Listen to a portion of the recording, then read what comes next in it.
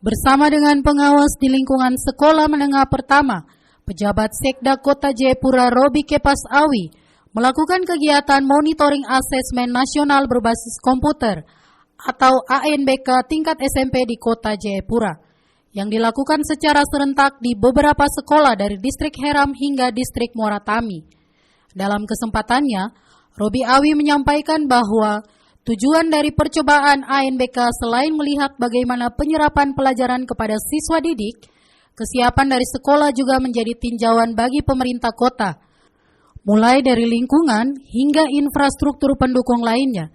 Dirinya juga berharap kepada para jajaran pengajar untuk terus memotivasi para pelajar sehingga terus dapat berkarya. Kami telah melihat bersama-sama kesiapan dari sekolah SMP YPPK Santo Paulus Jayapura. Tadi ada 2 ruang yang dipakai, kurang lebih anak-anak kita ada berjumlah mungkin 50 ya, 45, dan juga ada cadangan komputer untuk dalam rangka itu. Tujuan daripada ANBK yang dilakukan secara nasional ini untuk melihat kesiapan sekolah dalam hal kegiatan-kegiatan belajar, mengajar yang dilakukan selama ini akan dievaluasi.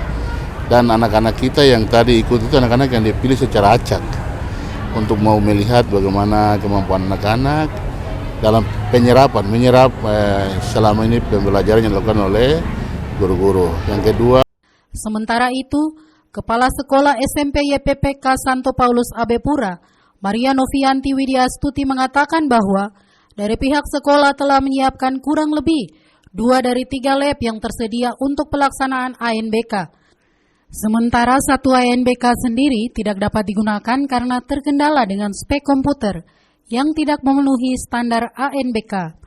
Baik, jadi untuk pelaksanaan ANBK, kami di SMP PPK Santo Paulus, kami mengikuti memang yang gelombang pertama di tanggal 18 dengan 19 ini. Dan kami karena sebagai sekolah penggerak angkatan yang pertama, maka peserta kami itu ada 90.